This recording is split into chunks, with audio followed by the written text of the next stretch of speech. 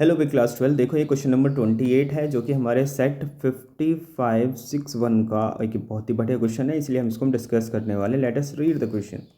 He said consider so called DT reaction, deuterium tritium reaction in a thermonuclear fusion reactor, the following nuclear reaction occurs. आपको एक reaction दे रखी है या आपको reaction दे रखी है, ठीक है। आपको क्या निकालनी है? The amount of energy released in this reaction. ये आपको क्यू की वैल्यू निकालनी है। देखो क्यू की कैसे निकलेगी? जब कोई भी रिएक्शन होती है तो जो रिएक्टेंट्स का जो टोटल मास होता है उसका कुछ हिस्सा एनर्जी में कन्वर्ट हो जाता है, तो आपको वही एनर्जी कैलकुलेट करनी है जिसमें आपको कुछ गिवन वैल्यूज़ दे रखी है। तो इसको हम मास डिफेक्ट की हेल्प से सॉल्व करेंगे। तो सॉल्यूशन डालेंगे और चलिए करते हैं क्वेश्चन सॉल्यूशन। देखो इसको स्टेप वाइज करें। स्टेप वाइज कैसे करेंगे? आपको क्या निकालनी है? Energy release in this reaction निकालनी है। एनर्जी रिलीज कितनी होगी, ठीक है, जो कैपिटल क्यू है वो क्या होगी। स्टेप 1 में हम क्या काम करने हैं? Total mass of the reactant calculate करेंगे।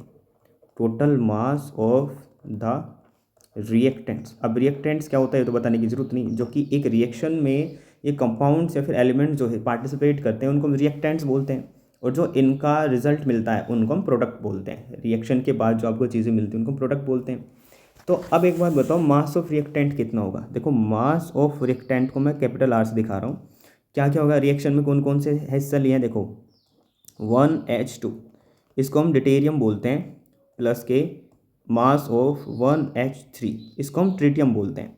अब इसका मास आपको दे रखा है, 1H2 का मास दे रखा है 2.014102 एटॉमिक मास यूनिट, प्लस के इसका जो मास आपको दे रखा है वो दे रखा है 3.016049 atomic mass unit.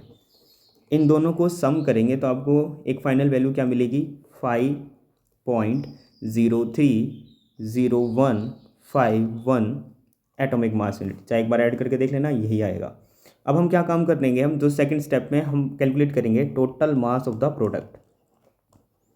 Total mass of the product, ये हमारा स्टेप 2 होगा। पहले मास ऑफ रिएक्टेंट का कैलकुलेट करो, फिर आप मास ऑफ प्रोडक्ट का कैलकुलेट करो। तो मास ऑफ प्रोडक्ट आपको क्या मिलने वाला है? मास ऑफ, देखो और क्या मिलेगा आपको? ये हीलियम हो गया। हीलियम का एटॉमिक नंबर तो एटॉमिक मास नंबर 4 होता है, प्लस के ये हमारा एक न्यूट्रॉन हो गया, ठीक है। तो देखो इसका मास आपको तो दे रखा है, ये रहा 4.002603 एटॉमिक मास यूनिट, प्लस के न्यूट्रॉन का मास ये दे रखा है 1.08665 एटॉमिक मास यूनिट, 2 जीरो हैं। तो इन दोनों को सम करके आपको क्या मिलेगा? मास ऑफ प्रोडक्ट कितने मिलने वाला है? मास ऑफ प्रोडक्ट मिलेगा आपको, देखो ऐड करो 5.011268 एटॉमिक मास यूनिट, ठीक बात। अब तीसरे स्टेप में आप क्या काम करोगे? मास डिफेक्ट कैलकुलेट करोगे। तो मास डिफेक्ट कैसे कैलकुलेट करोगे? कि मास डिफेक्ट क्या होता है? डेल्टा एम से रिप्रेजेंट करते हैं, और इसका फॉर्मूला क्या होता है? मास ऑफ रिएक्टेंट्स माइनस के मास ऑफ प्रोडक्ट। दोनों का मासेस लिखेंगे और उनका सब्ट्रैक्शन करेंगे। तो मास ऑफ रिएक्टेंट कितना आया था? 5.03051 एटॉमिक मास यूनिट, माइनस के 5.011268 एटॉमिक मास यूनिट। इन दोनों को सब्ट्रैक्ट करके लिखेंगे तो कितना आएगा आपका मास डिफेक्ट? तो डेल्टा में आएगा 0.0188833 atomic mass unit. Mass defect आ गया। अब आपको बस क्या कैलकुलेट करना है? एनर्जी कैलकुलेट करनी है, ठीक है। पहली बात, एक एटॉमिक मास में कितनी, एटॉमिक मास यूनिट में कितनी एनर्जी होती है? मैं बोलता हूँ 931 मेगा इलेक्ट्रॉन वोल्ट पर सी स्क्वायर होती है। तो अब इतने सारे मास डिफेक्ट में टोटल कितनी एनर्जी रहेगी? तो उसका फॉर्मूला लगाएंगे हम, Q equals to mass defect, ये एनर्जी रिलीज और एब्जॉर्ब दोनों होती है, into 931 mega electron volt divided by C square. Values रखें और वैल्यूज़ रखेंगे तो कितनी आएगी? 0.1883 into atomic mass unit 931 mega electron volt upon U, है ना। अगर आपने क्वेश्चंस करे हैं तो यू कहाँ से आ गया तो आपको समझ भी आता होगा। अगर नहीं करे तो भैया आप देख लो क्या समझ सकते हो आप इससे। इज इक्वल्स टू यू से यू कैंसिल और इसकी मल्टीप्लाई करेंगे, आपको कितनी मिलेगी? Energy nearly equal to energy मिलेगी आपके 17.58 मेगा इलेक्ट्रॉन वोल्ट। ये बनता है इस पूरे क्वेश्चन का सॉल्यूशन। ठीक है। अब इसका जो बी पार्ट है, देखो इसका बी पार्ट क्या बोला है, उसने बोला है show that the nuclear density is independent of mass number, कि न्यूक्लियर डेंसिटी जो होती है वो मास नंबर पर डिपेंड नहीं करती। ये भी आसान है। अब एक बात बताओ, आपको रेडियस ऑफ बी पार्ट कर रहे हैं भाई, radius of electron related to mass number, related to mass number, वो वाली मैथमेटिकल एक्सप्रेशन याद है आपको? जल्दी बताओ कि जो हमारे radius of electron mass number से रिलेट करती है।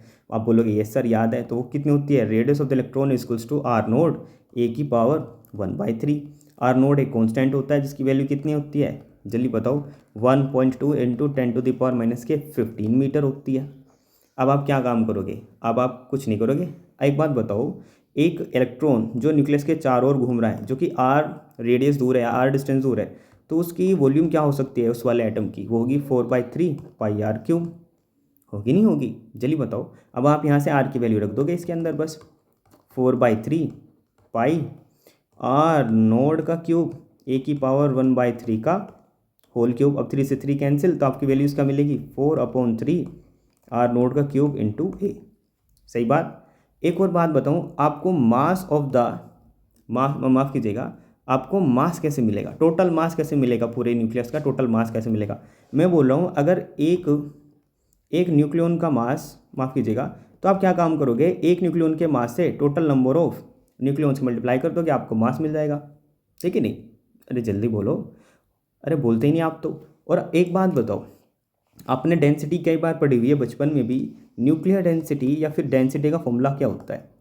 न्यूक्लियर डेंसिटी या फिर डेंसिटी का फॉर्मूला क्या होता है? डेंसिटी को रो से दिखाते होता है मास अपॉन वॉल्यूम। आपका मास कितना है? एक न्यूक्लियन का mass into total number of neutrons divided by कितनी है आपकी वॉल्यूम, कितनी है? 4/3 आर नोड का क्यूब इंटू ए। ठीक है, ए से ए खत्म, तो आपकी न्यूक्लियर डेंसिटी क्या ही है? mn divided by 4/3 R naught का क्यूब। तो अब आप यहाँ से देखो, अब आप क्वेश्चन को फिर से रीड करो। उसने बोला था क्या न्यूक्लियर डेंसिटी इंडिपेंडेंट है मास नंबर के? मैं बोलता हूँ देखो, जो इसकी फाइनल वैल्यू आई है न्यूक्लियर डेंसिटी की, उसमें कहीं भी एक्सप्रेशन आपको मास नंबर यानी कैपिटल ए देखने को नहीं मिलेगा। तो मैं बोलूँगा यस, डेंसिटी या फिर nuclear density is independent of mass number, is independent of mass number. That's all for the day. और देखो, अगर आपने ये वीडियोस के इससे पहले वीडियोस नहीं देखी हैं तो उनको देख लीजिएगा, क्योंकि बढ़िया क्वेश्चंस हैं।